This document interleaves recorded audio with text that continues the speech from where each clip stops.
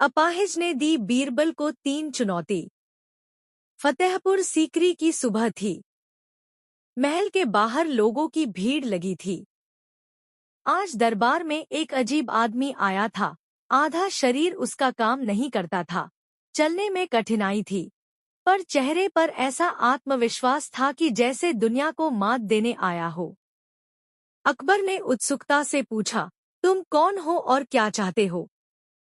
वह बोला, जहांपनाह, मेरा नाम रामदास है।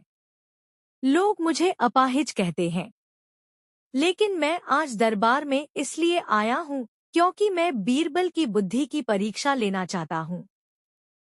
सारा दरबार हंस पड़ा। अकबर मुस्कुराए, बीरबल की परीक्षा? तुम? रामदास शांत स्वर में बोला, हाँ, जहांपनाह। मैंने 3 चुनौती तय की है। अगर बीरबल ने इन्हें हल कर लिया तो मैं अपना नाम बदल दूंगा, और अगर नहीं कर पाया तो मैं साबित कर दूंगा कि असली ताकत शरीर में नहीं, दिमाग में होती है। अकबर ने हंसते हुए कहा, तो ठीक है, शुरू करो अपनी चुनौती। रामदास ने पहली चुनौती दी। बीरबल, मेरे पास यह मिट्टी का घड़ा है। इसमें कितनी मुट्ठी हवा है, यह बताओ। पूरा दरबार चौंक गया। सवाल बिल्कुल अजीब था। बीरबल मुस्कुराया और बोला, जहांपनाह, इसका जवाब कल मिलेगा। दूसरे दिन बीरबल दरबार में आया। हाथ में वैसा ही घड़ा था। उसने घड़ा रामदास के सामने रखा और बोला, इस घड़े में उतनी ही हवा है जितनी तुम्हारे घड़े में थी, न एक मुट्ठी ज्यादा न एक कम। दरबार ठहाकों से गूंज उठा। अकबर ने कहा, वाह बीरबल। पर रामदास शांत रहा। उसने कहा, ठीक है, यह तो तुमने हल कर लिया। अब दूसरी चुनौती सुनो। बीरबल, बिना बोले मुझे हंसाओ। बीरबल कुछ देर सोचता रहा, फिर उसने अपनी पगड़ी उतारी और उसे उल्टा पहन लिया। दरबार में सब हंस पड़े, यहाँ तक कि रामदास भी मुस्कुराए बिना न रह सका। अब तीसरी चुनौती बाकी थी। रामदास की आंखों में रहस्य झलक रहा था। वह बोला, तीसरी और सबसे कठिन चुनौती, मुझे बताओ कि मैं सच में अपाहिज हूँ या नहीं। पूरा दरबार सन्न रह गया। बीरबल ने ध्यान से उसे देखा, कुछ पल चुप रहा, फिर बोला, इसका जवाब भी कल मिलेगा, जहांपनाह। अगले दिन जब बीरबल दरबार में पहुंचा तो उसके हाथ में कुछ था, एक पुराना कपड़ा, उस पर एक चिन्ह बना था। वह धीरे धीरे रामदास के पास पहुंचा और मुस्कुराते हुए कहा, जहांपनाह, जवाब आपके सामने है, पर इसे कहने से पहले मैं कुछ दिखाना चाहता हूँ। इतना कहकर उसने कपड़ा खोला, और जो उसमें था उसे देखकर पूरा दरबार हक्का बक्का रह गया। दरबार में सन्नाटा छा गया था। सबकी निगाहें बीरबल पर थी। उसने धीरे से वह कपड़ा खोला। कपड़े पर एक पुरानी निशानी बनी थी, राजकोष का चिन्ह। अकबर ने चौंक कर पूछा, बीरबल, यह क्या है? बीरबल मुस्कुराया, जहांपनाह, यह वही चिन्ह है जो केवल राजकोष के रक्षक ही जानते हैं, और यह चिन्ह इस व्यक्ति के घर में पाया गया है। इसका मतलब है कि यह आदमी कोई साधारण अपाहिज नहीं, बल्कि कभी राजकोष का कर्मचारी रहा है। रामदास के चेहरे पर पसीना झलकने लगा। बीरबल ने आगे कहा, जहांपनाह, यह व्यक्ति कुछ साल पहले राजकोष से गुम हुए सोने के सिक्कों के मामले में संदिग्ध था। तब यह अचानक गायब हो गया था। आज यह खुद को अपाहिज बनाकर सामने आया है ताकि किसी को शक न हो। अकबर ने गुस्से से कहा, क्या यह सच है, रामदास? रामदास ने गहरी सांस ली और बोला, बीरबल, तुमने पहचान लिया, पर कहानी पूरी नहीं जानते। बीरबल ने शांति से कहा, तो सच बताओ। रामदास बोला, हाँ, मैं वही हूँ जो कभी राजकोष में काम करता था, लेकिन मैंने चोरी नहीं की थी, बल्कि किसी और की गलती छिपाई थी। क्योंकि उस व्यक्ति ने मुझे बचपन में जीवन दान दिया था। जब सच सामने आने वाला था, तब उस व्यक्ति ने मुझे धोखा दिया और भाग गया।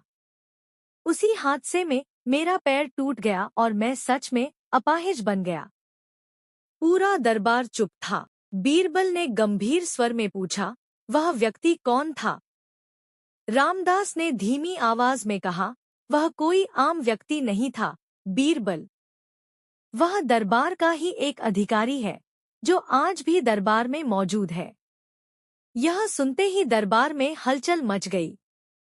अकबर ने आदेश दिया, बीरबल, कल दरबार में उस अधिकारी का नाम उजागर करो। मैं सच्चाई जानना चाहता हूँ। बीरबल ने सिर झुकाया और बोला, जहांपनाह, कल मैं उस धोखेबाज का नाम सबके सामने रखूंगा। लेकिन जो सच सामने आएगा, वह सिर्फ एक व्यक्ति नहीं, बल्कि पूरी व्यवस्था को हिला देगा। दरबार में गहरा सन्नाटा छा गया। रामदास की आंखों में आंसू थे और बीरबल की नजरें रहस्यमय थीं। अगले दिन दरबार में सबकी नजरें बीरबल पर थी। वातावरण गंभीर था। अकबर अपने सिंहासन पर बैठे थे और सामने खड़ा था रामदास, जिसका चेहरा डर और उम्मीद दोनों से भरा था। अकबर ने कहा, बीरबल, अब सच्चाई बताओ। कौन था वो अधिकारी जिसने धोखा दिया और राजकोष से सोना गायब किया? बीरबल ने धीरे से कहा, जहांपनाह, इससे पहले मैं कुछ दिखाना चाहता हूँ। उसने एक पुराना पत्र निकाला, जिस पर अकबर की मुहर जैसी लग रही थी, पर असली नहीं थी। यह वही नकली आदेश है जिसके सहारे राजकोष से सोना निकाला गया था, बीरबल बोला। और इस पर दस्तखत किए थे दरबार के एक बहुत विश्वसनीय मंत्री ने। पूरा दरबार सांस थामे बैठा था। अकबर ने पूछा, कौन? बीरबल ने धीरे धीरे दरबार की ओर देखा और अपनी उंगली उठाई। वह है मंत्री ख्वाजा सलमान। सारा दरबार हिल गया। ख्वाजा सलमान, जो सालों से अकबर के सबसे भरोसेमंद मंत्री माने जाते थे, एकदम खड़े हो गए। यह झूठ है, जहांपनाह। बीरबल मुझ पर झूठा आरोप लगा रहा है। बीरबल शांत स्वर में बोला, अगर यह झूठ है, तो दरबार की तिजोरी के नीचे बने गुप्त तहखाने की जांच करवा लें। वही वो सोना है जो 5 साल पहले गुम हुआ था, और उसके पास यह मुहर सलमान साहब के हस्ताक्षर से मेल खाएगी। अकबर ने तुरंत सिपाहियों को आदेश दिया। कुछ देर बाद सिपाही वापस आए। उनके हाथ में पुराना संदूक था और उसमें चमक रहे थे सोने के सिक्के। पूरा दरबार सन्न था। ख्वाजा सलमान के चेहरे का रंग उड़ गया। अकबर ने क्रोध में कहा, सलमान, यह विश्वासघात क्यों? सलमान ने कांपते हुए कहा, जहांपनाह, वो सब मैंने अकेले नहीं किया। कोई और था जो सब साजिश रच रहा था। मैं तो बस मोहरा था। अकबर ने कहा, कौन था वो? सलमान बोला, अगर मैं सच बताऊं, तो दरबार की नींव हिल जाएगी। बीरबल ने गंभीर नजरों से उसकी ओर देखा और बोला, कह दो, क्योंकि झूठ की नींव पर सच की इमारत नहीं टिक सकती। सलमान ने कांपते हुए कहा, वो व्यक्ति दरबार का सबसे चालाक सलाहकार है, और वह आज भी बीरबल के बहुत करीब है। अकबर और पूरा दरबार स्तब्ध रह गया। बीरबल के चेहरे पर कोई भाव नहीं था, लेकिन उसकी आंखों में रहस्य की गहराई थी। दरबार में सन्नाटा छाया हुआ था। सभी दरबारी ख्वाजा सलमान की ओर देख रहे थे, जो कांपती आवाज में कह रहा था, वो व्यक्ति बीरबल के ही बहुत करीब है। अकबर ने कठोर स्वर में कहा, सच बोलो, सलमान। कौन है वो? सलमान ने डरते हुए कहा, जहांपनाह, वह है बीरबल का शिष्य गोविंद। पूरा दरबार हक्का बक्का रह गया। गोविंद, जो अक्सर बीरबल की सहायता करता था, बीरबल का दाया हाथ माना जाता था। अकबर ने भौहें चढ़ाई, बीरबल, क्या यह सच है? बीरबल ने शांत स्वर में कहा, जहां पनाह, अगर यह सच है तो प्रमाण खुद बोलेंगे। वह धीरे धीरे उठा और बोला, सिपाही गोविंद को दरबार में पेश करो। कुछ ही देर में सिपाही गोविंद को लेकर आए। उसका चेहरा घबराया हुआ था, लेकिन आंखों में एक अजीब सी कठोरता थी। बीरबल ने उसकी ओर देखा और कहा, गोविंद, तुम पर आरोप है कि तुमने ही सलमान को फंसाया, राजकोष की मुहर की नकल करवाई और रामदास को अपाहिज बनने पर मजबूर किया। क्या तुम कुछ कहना चाहोगे? गोविंद ने हंसते हुए कहा, कहना? अब क्या कहूँ बीरबल, जब सब कुछ तुम्हें पहले से पता था।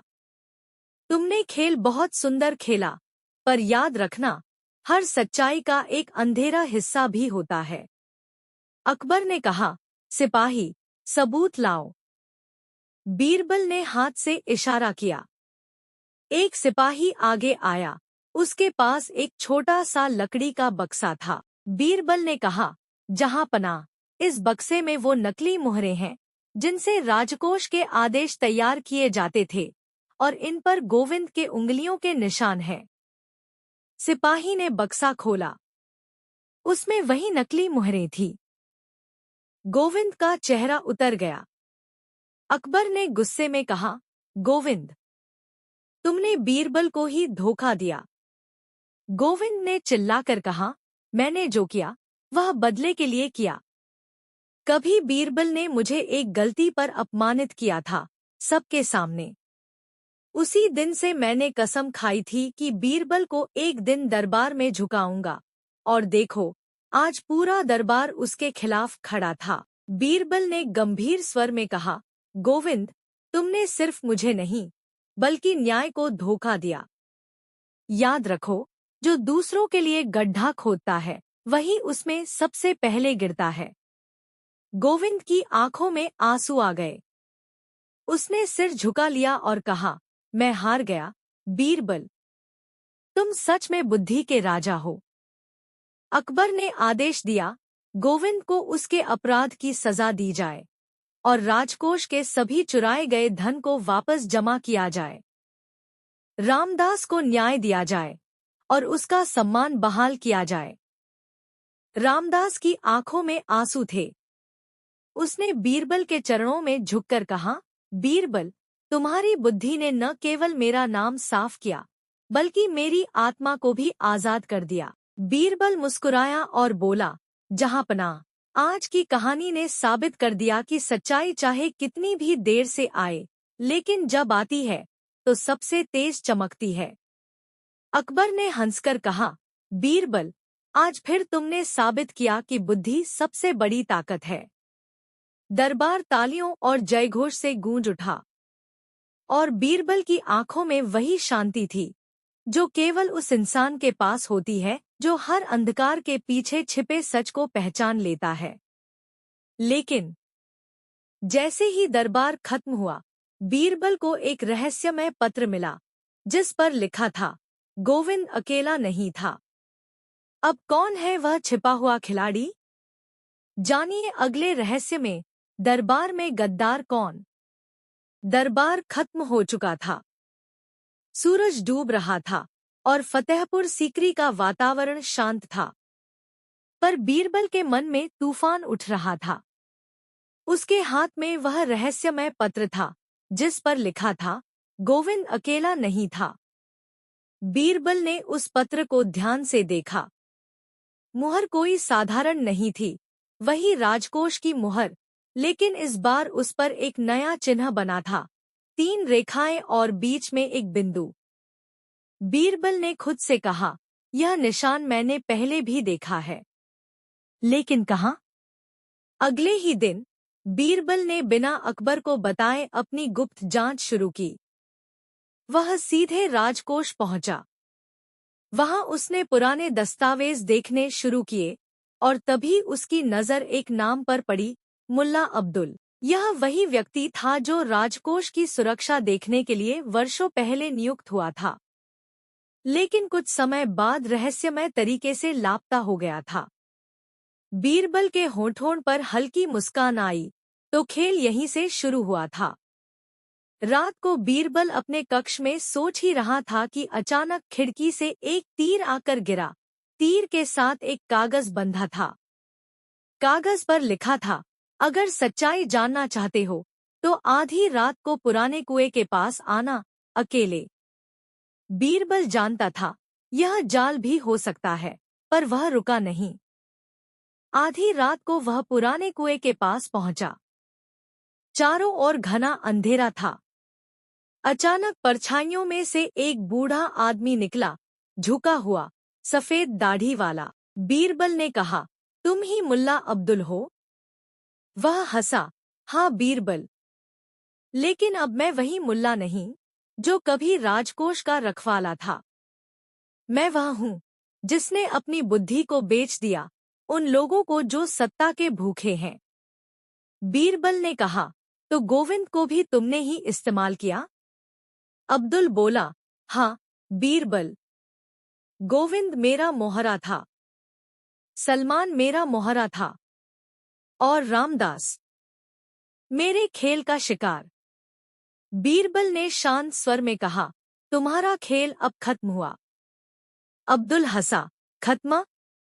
नहीं बीरबल, तुम्हें लगता है सच्चाई सिर्फ तुम्हारे पास है, पर दरबार में अब भी ऐसे लोग हैं जो अकबर के नाम पर राज करना चाहते हैं। मैं तो बस उनका मुखौटा हूँ। अचानक अंधेरे में से दो सिपाही निकले और अब्दुल को पकड़ लिया। बीरबल ने कहा, मैं जानता था तुम यहीं आओगे। दरबार की दीवारें भले मौन हों, पर सच हमेशा सुनता है। अगले दिन दरबार में अब्दुल को पेश किया गया। अकबर ने कहा, बीरबल, तुमने फिर सच्चाई उजागर की। बीरबल ने मुस्कुराते हुए कहा, जहांपनाह, अगर आज मैंने कुछ सीखा है तो यह कि झूठ चाहे कितनी भी परतों में छिप जाए, सच्चाई अंत में रास्ता खोज ही लेती है। अकबर ने आदेश दिया, मुल्ला अब्दुल को राज्यद्रोह के अपराध में कैद किया जाए और उसके सारे साथी खोजे जाए। और बीरबल, तुम्हारी बुद्धि का कोई मुकाबला नहीं। रामदास, जो अब सम्मान के साथ दरबार में खड़ा था, बोला, जहांपनाह, मैंने अपना न्याय पा लिया। अब मैं अपाहिज नहीं, आजाद हूँ। दरबार में जयघोष गूंज उठा। बीरबल ने आसमान की ओर देखा और मन ही मन कहा, हर चुनौती सिखाती है कि बुद्धि सिर्फ जवाब ढूंढने के लिए नहीं, बल्कि न्याय कायम रखने के लिए होती है।